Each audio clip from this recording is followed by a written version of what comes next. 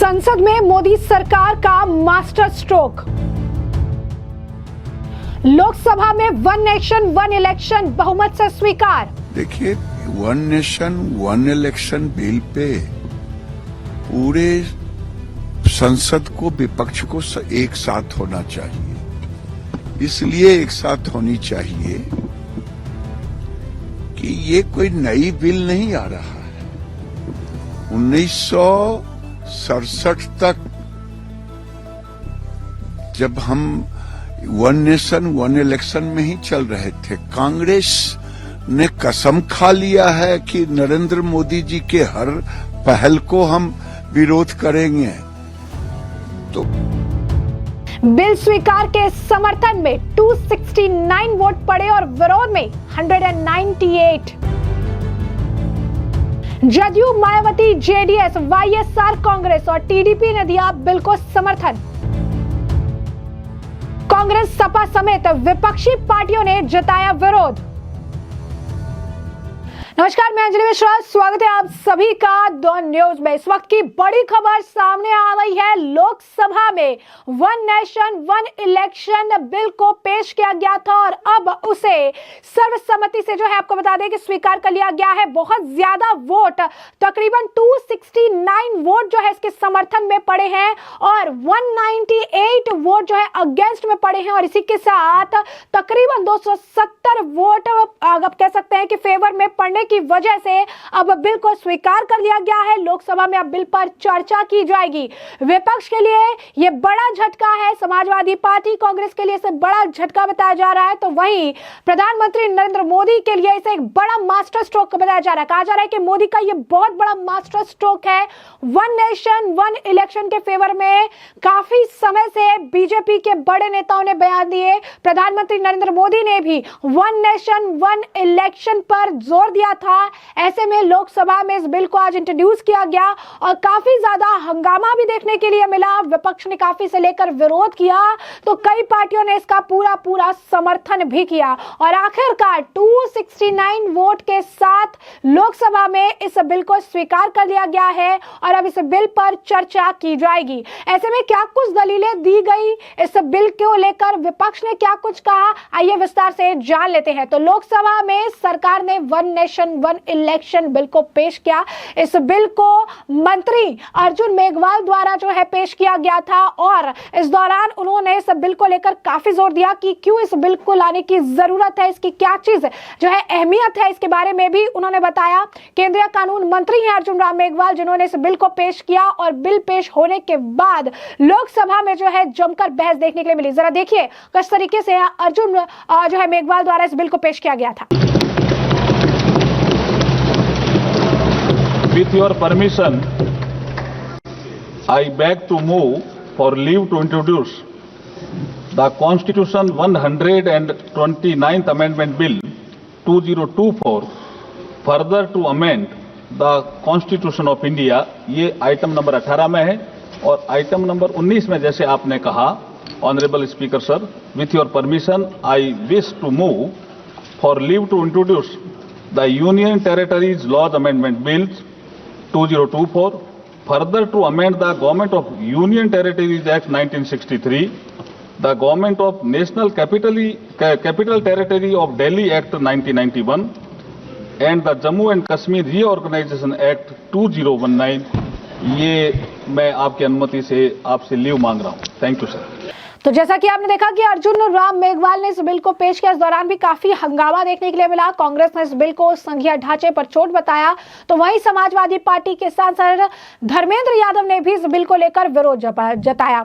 तो वहीं सपा सांसद ने भी कहा कि संघीय ढांचे को खत्म करने की कोशिश की जा रही है, लेकिन ध्यान देने वाली बात यह है कि इस बिल को समर्थन काफी ज्यादा मिला। इस बिल को वाईएसआर कांग्रेस का समर्थन मिला, इस बिल को टीडीपी ने समर्थन दिया, इस बिल को मायावती ने समर्थन दिया, इस बिल को जदयू ने भी समर्थन दिया और आपको बता दें कि इस बिल को जेडीएस ने भी समर्थन दिया। यानी साफ तौर पर बिल के समर्थन में ज्यादा वोटें थी। बिल के समर्थन में 269 जो है, अगर आप कहेंगे कि फेवर में वोट पड़ी, जिसके जिसकी वजह से अब इस पर चर्चा भी होगी। वहीं विपक्ष में कांग्रेस, समाजवादी पार्टी और इंडी गठबंधन के कई गुट जो है नजर आए। बता दें कि इस बिल को कानून बनाकर लोकसभा और राज्य विधानसभाओं के चुनावों को एक साथ कराने का प्रावधान है। बीजेपी नेताओं ने भी इस बिल को लेकर जोर दिया और ये कहा कि one nation one election bill pass होना बहुत जरूरी है। One nation one election bill जो है वो इस वक्त समय की डिमांड है और इससे जनता का वक्त भी बचेगा और बहुत सारे पैसे भी बचेंगे। इस मामले को लेकर गिरिराज सिंह का भी बयान है, क्या कुछ कह रहे थे वो जरा सुनिए। देखिए, one nation one election bill pay पूरे संसद को, विपक्ष को एक साथ होना चाहिए। इसलिए एक साथ होनी चाहिए कि ये कोई नई बिल नहीं आ रहा है। 1967 तक जब हम वन नेशन वन इलेक्शन में ही चल रहे थे, कांग्रेस ने कसम खा लिया है कि नरेंद्र मोदी जी के हर पहल को हम विरोध करेंगे। तो कुछ नहीं करना। जैसे जीएसटी उन्होंने लाया था, फिर विरोध किया। ये वन नेशन वन इलेक्शन देश के लिए है, विकास के लिए है, पूरी जनता चाहती है। इसे पूरे विपक्ष को साथ देना चाहिए और एक मत से पास करना चाहिए। तो जैसा कि आपने गिरिराज सिंह को सुना, उन्होंने भी बताया कि किस तरीके से इस बिल की जरूरत है। आपको बता दें कि one nation one election bill अब जेपीसी में भेजा जाएगा। जब इस बिल को इंट्रोड्यूस किया गया, इस दौरान कांग्रेस, सपा, एनसीपी ने इसे लेकर काफी हंगामा काटा क्योंकि कानून मंत्री अर्जुन राम मेघवाल ने इसे लेकर प्रस्ताव जो है रखा था। वहीं आपको बता दें कि टीडीपी ने इस बिल को पूरा समर्थन दिया। चंद्रबाबू नायडू की पार्टी के सांसद चंद्रशेखर ने कहा कि एक साथ चुनाव होने से देश का काफी पैसा बचेगा, समय भी बचेगा। तो वहीं कांग्रेस सांसद गौरव गोगोई ने कहा कि यह बिल वोट देने के अधिकार पर चोट है, यह बिल संविधान के मूल भावनाओं पर हमला है। इसी तरीके से टीएमसी ने भी इस बिल का विरोध किया। कल्याण बनर्जी ने कहा कि यह बिल संविधान के ढांचे पर हमला है, राज्यों की विधानसभा केंद्र के अधीन नहीं है और यह चुनाव जो है सुधार नहीं, सिर्फ एक आदमी की जिद है। तो कहीं ना कहीं अगर आप देखेंगे तो one nation one election bill को इंट्रोड्यूस करने से ही विपक्षी खेमे में जो है तिलमिलाहट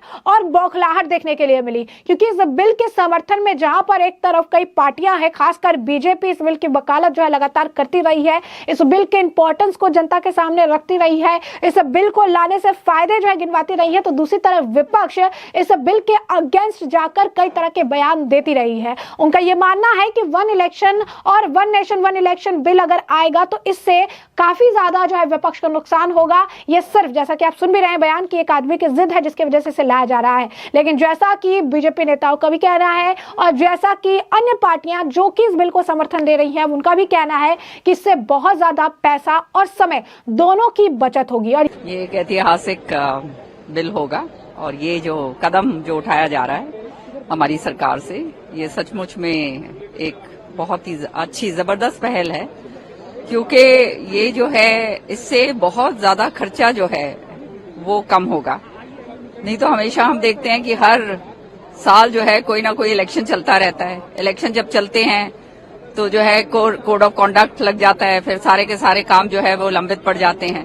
तो ये सारी चीजों को देखते हुए और फिर जब सारा पहले 1962 उससे 67 से पहले भी ऐसे ही होता था, तो ये इस तरह से अगर एक nation one election one nation होगा तो ये बहुत एक ऐसी पहल है जो बहुत आगे आने वाले समय में हमारे देश को आगे लेकर जाएगी। कांग्रेस इसका विरोध कर रही है। कांग्रेस को तो हर एक चीज का विरोध करने की आदत पड़ गई है। ये जो है संविधान जो है संविधान निर्माताओं का विरोध करते हैं। उनका जो है सारा पक्ष जो है इस तरह से रखा जाता है। जो सबसे ज्यादा अगर दुरुपयोग आज के दिन संविधान का अगर करा है, आर्टिकल 356 का, कितने 82 या 87 ऐसे कुछ जो है नंबर्स है, उस समय जो है सारी की सारी जो है इलेक्टेड गवर्नमेंट्स उनको जो है उठा के पटक दिया था। तो ये सारी बातें तो कांग्रेस की पुरानी कहानी है। यही कारण है कि जिस तरीके से इस बिल को समर्थन मिला है, तकरीबन 269 वोट के साथ इसे अब लोकसभा में एक्सेप्ट कर लिया गया है और अब इस बिल पर जो है इसे स्वीकार कर लिया गया और अब इस बिल पर जो है चर्चा देखने के लिए मिलेगी। अब ये देखना दिलचस्प होगा कि इस बिल को लेकर किस तरीके की बयानबाजी की जाती है, बिल किस तरीके से पास कराया जाता है, जिससे हम आपको रखेंगे अपडेटेड। फिलहाल के लिए हमने आपको जो पूरा मामला है विस्तार से बताया और इस मामले पर अब आपकी भी जो राय हो हमें कमेंट सेक्शन में कमेंट करके जरूर से जरूर साझा करिएगा। धन्यवाद।